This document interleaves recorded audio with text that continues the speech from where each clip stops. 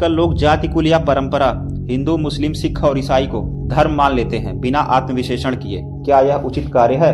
वर्षों पूर्व जो मनुष्य हिंद महासागर के उत्तर में तथा हिंदुकुश पर्वत के दक्षिण में रहते थे उन्हें हिंदू कहा जाता था। जिस प्रकार रूस में रहने वाले समस्त मनुष्यों को रूसी कहा जाता है और अमेरिका में रहने वाले समस्त मनुष्यों को अमेरिकी कहा जाता है, ठीक उसी प्रकार हिंदुस्तान में रहने वाले समस्त मनुष्यों को हिंदू कहा जाता था। किंतु आजकल कुछ मूर्ख व दुष्ट मनुष्यों ने अपने स्वार्थ पूर्ति के लिए इसे धर्म का नाम दे दिया, जबकि यह एक परंपरा है, ना कि धर्म। हिंदू परंपरा की उत्पत्ति 4500 वर्ष पूर्व हुई थी। मुस्लिमों की 613 ईस्वी के आसपास हुई थी। ईसाइयों की उत्पत्ति लगभग 2000 वर्ष पूर्व हुई थी तथा सिख परंपरा का उदय 1469 ईस्वी में अर्थात 555 वर्ष पूर्व हुआ था। क्या इन सभी परंपराओं के पूर्व धर्म नहीं था? या फिर तुम सभी जिन परंपराओं को धर्म मानते हो क्या वही वास्तव में धर्म है या फिर अधर्म? इस कारणवश मैं स्वयं आप सभी से यह प्रश्न करता हूं कि क्या बिना विचार किए कुछ भी स्वीकार कर लेना उचित है? क्या धर्म पक्षपात या भेदभाव निर्मित करने का निमित्त मात्र है या फिर कुछ अन्य? जब हम सभी इस तथ्य को जानते हैं कि इस सृष्टि का प्रत्येक कण ईश्वर का ही स्वरूप है, तब स्वयं के साथ भेदभाव या पक्षपात क्यों? क्या ऐसा करना उचित है? और ऐसा करने से हम सभी को क्या लाभ होगा? मुझे तो ऐसा प्रतीत होता है कि यह सब हमारी सबसे बड़ी मूर्खता ही तो है। श्रीमद् भगवद गीता के 4 अध्याय के 24वें श्लोक के अनुसार ब्रह्मार्पणम ब्रह्मवि ब्रह्मणागनो ब्रह्मणाहुतम ब्रह्मैवतेन गंतव्यम ब्रह्म कर्म समाधिना, अर्थात ब्रह्म ज्ञान में स्थित उस मुक्त पुरुष का समर्पण ब्रह्म होता है। हवन की सामग्री भी ब्रह्म है, अग्नि भी ब्रह्म है तथा ब्रह्म रूपी अग्नि में ब्रह्म रूपी कर्ता द्वारा जो हवन किया जाता है वह भी ब्रह्म ही है, जिसके कर्म ब्रह्म का स्पर्श करके ब्रह्म में विलीन हो चुके हैं। ऐसे महापुरुष को प्राप्त होने योग्य फल भी ब्रह्म ही होता है। यहाँ नारायण के अष्टम अवतार भगवान श्री कृष्ण ने मूल रूप से इस श्लोक में यह कहा है कि सब कुछ परब्रह्म का ही तो स्वरूप है, अर्थात सृष्टि का सूक्ष्म से सूक्ष्मतम कण भी मैं हूँ और यह समग्र सृष्टि भी मैं हूँ। शुक्र रहस्योपनिषद के अनुसार ब्रह्म सत्यम जगत मिथ्या जीवो ब्रह्मैव नापर, अर्थात इस सृष्टि में ईश्वर के अतिरिक्त कुछ भी नहीं है। मात्र मन और मस्तिष्क के अहंकार रूपी विचारों से ऊपर उठने की आवश्यकता है, अर्थात अपना दृष्टिकोण परिवर्तित करने की। जब इस सृष्टि में सब कुछ ब्रह्म ही है तो हम सभी स्वयं ही स्वयं के साथ पक्षपात व भेदभाव रूपी अनैतिक कार्य ही कर रहे हैं और यह मूर्खता ही तो है, शेष और कुछ भी नहीं। मैं यहाँ किसी की आलोचना नहीं कर रहा, ना ही किसी पर किसी भी प्रकार का दबाव डालने का प्रयास कर रहा हूँ। मुझे कोई अधिकार नहीं है आप सभी की आस्था के साथ खेलने का। मैं तो बस आप सभी का मार्गदर्शन कर रहा हूँ इस विश्वास के साथ कि आप सभी परम सत्य के मार्ग पर प्रवास अवश्य करेंगे। जब सनातन धर्म से इस प्रकार लोग परंपराओं में पृथक होने लगे तब कुछ दुष्टों ने अपनी स्वार्थ पूर्ति के लिए हिंदू परंपरा का निर्माण किया ताकि यह समाज बटा रहे और उनका लाभ होता रहे।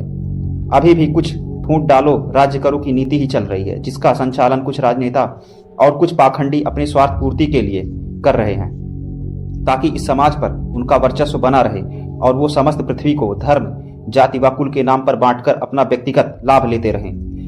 जब इस पृथ्वी के सभी जीव एक होंगे अर्थात एकता के सूत्र में बंधे होंगे तभी इस पृथ्वी के समस्त जीवों को वास्तविक सुख की अनुभूति होगी। महोपनिषद के अनुसार अयम निजम परो वेति गणना लघु चेतसाम उदार चरित्रानादु वसुधैव कुटुंबकम, अर्थात यह अपना है यह पराया है। ऐसी सोच निम्न कोटि की मानसिकता वाले दुष्ट मनुष्यों की होती है, जबकि वहीं उदार चरित्र वाले उत्तम मनुष्यों के लिए समग्र पृथ्वी ही उनका परिवार है। प्रश्न यह है कि अनादिकाल अर्थात इस सृष्टि के आरंभ से चले आ रहे धर्म का त्याग करके लोग पृथक हो गए, क्या यह उचित कार्य है? वृक्ष अपनी पत्तियों का त्याग अवश्य करता है परंतु अपनी जड़ों का त्याग नहीं करता, क्योंकि वह भी इस सत्य से बिल्कुल भी अनभिज्ञ नहीं है कि ऐसा करने से उसका अस्तित्व मिट जाएगा। फिर हम मनुष्य होकर ऐसी मूर्खता क्यों कर रहे हैं, जबकि मनुष्य को इस सृष्टि का सबसे बुद्धिमान प्राणी कहा जाता है? क्या इतना बुद्धिमान होना हमारी मूर्खता ही तो नहीं है? तो और क्या है? आप सभी स्वयं विचार कीजिएगा। वर्णन करता हूं कि वास्तव में धर्म है क्या। धार्येत इति धर्म, अर्थात जो धारण करने योग्य हो, जो सर्वोत्तम हो, वही धर्म है। आप ही विचार कीजिएगा कि क्या कोई ज्ञानी मनुष्य भला मैले वस्त्र धारण करेगा? इसमें तो मेरा यही उत्तर होगा, कदापि नहीं। जिस प्रकार श्वेत वस्त्र पर तनिक भी दाग हो तो स्पष्ट दिखाई देता है, इसलिए धर्म का स्वरूप एक स्वच्छ श्वेत वस्त्र के ही समान पवित्र है। धर्म ईश्वर के ही स्वरूप को कहा जाता है। जिस प्रकार ईश्वर भिन्न भिन्न कार्यों के लिए नवीन स्वरूप धारण करते रहते हैं, ठीक उसी प्रकार धर्म भी सदा नवीन से नवीनतम स्वरूप में प्रकट होता रहता है। धर्म का स्वरूप भी क्षीर अर्थात दुग्ध के समान पवित्र है, जिसमें किसी भी प्रकार की अशुद्धि नहीं, जो किसी अमृत रूपी द्रव्य से बिल्कुल भी कम नहीं, जो पृथक करने का कार्य बिल्कुल भी नहीं करता, अपितु इस सृष्टि के सभी जीवों को एकता के सूत्र में बांधने का कार्य करता है। जो पृथक करने का कार्य करे वह निसंदेह अधर्म ही होगा, और ऐसी सभी परंपराओं को मैं स्वयं अधर्म घोषित करता हूँ, तथा ऐसे मनुष्यों को भी जिन्होंने इस समाज को अंधकार रूपी अज्ञान में रखा। यदि वो सभी वास्तव में महापुरुष या ईश्वर होते तो सभी को एकता के सूत्र में बांधने का कार्य करते, ना कि पृथक करने का। जिस प्रकार अमेरिका के राष्ट्रपति अब्राहम लिंकन ने उत्तरी तथा दक्षिणी अमेरिका को एकता के सूत्र में बांधने का कार्य किया था, तथा शरीर के आधार पर होने वाले भेदभाव को समाप्त किया था, इस कारणवश उनका स्थान मेरी दृष्टि में एक महापुरुष का है। नारायण के सप्तम अवतार तथा अष्टम अवतार भगवान श्री राम व भगवान श्री कृष्ण ने भी ऐसा अनैतिक कार्य नहीं किया, अपितु उन्होंने भी सारे समाज को एक ही करने का कार्य किया था, जिसमें उन्होंने एक वैद्य के रूप में उपचार करने का ही कार्य किया था, जिसमें पुराने नियमों व परंपराओं में सुधार किया जाना तथा नवीन परंपराओं तथा मर्यादाओं का उद्भव शामिल था। परंतु उन्होंने इस समाज के लोगों को पृथक करने का कार्य बिल्कुल भी नहीं किया, जैसा कि अन्य लोगों ने किया, जिनका वर्णन मैं पूर्व में ही कर चुका हूँ। यतः कृष्णो ततो धर्म, यतो धर्म ततो जय। अर्थात जहाँ श्री कृष्ण विद्यमान है वही धर्म है। जिस पक्ष में धर्म है उस पक्ष की ही विजय पूर्व निर्धारित है।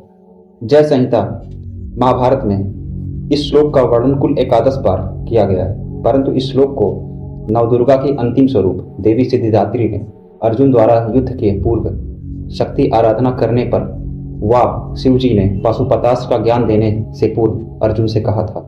मैं मात्र अब आप सभी से इतना कहूंगा कि समय का प्रवाह अत्यंत तीव्र है, समय में परिवर्तन होना सुनिश्चित है, इसलिए आप सभी अपने हृदय तथा आत्मा के प्रयोग द्वारा आत्मविश्लेषण करें तथा धर्म के मार्ग पर प्रवास करें। सृष्टि की गति सदा परब्रह्म की ओर हो, इसके लिए समय तो सबका नाश करने के लिए सदा से ही तत्पर है। सभी जीवों को जाना तो परब्रह्म की ही ओर है। इतना अवश्य है कि इस कार्य में समय अवश्य लग सकता है, परंतु ऐसा होना तो अनंत काल से निश्चित है, तो भला निश्चित को कौन टाल सकता है। मात्र क्षणिक अवरोध उत्पन्न करने की मूर्खता अवश्य कर सकता है।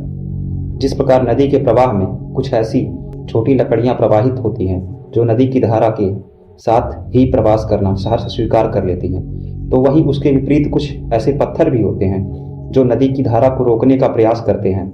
इस सत्य को जानने के पश्चात भी कि कभी ना कभी नदी की धारा उन्हें रेत में परिवर्तित कर देगी, उसके उपरांत भी नदी की धारा को रोकने की मूर्खता करते हैं। आप सभी स्वयं विचार कीजिएगा कि आप सभी नदी में प्रवाहित होने वाली लकड़ियां बनना पसंद करेंगे या फिर पत्थर बनना पसंद करेंगे। चयन आप सभी को ही करना है।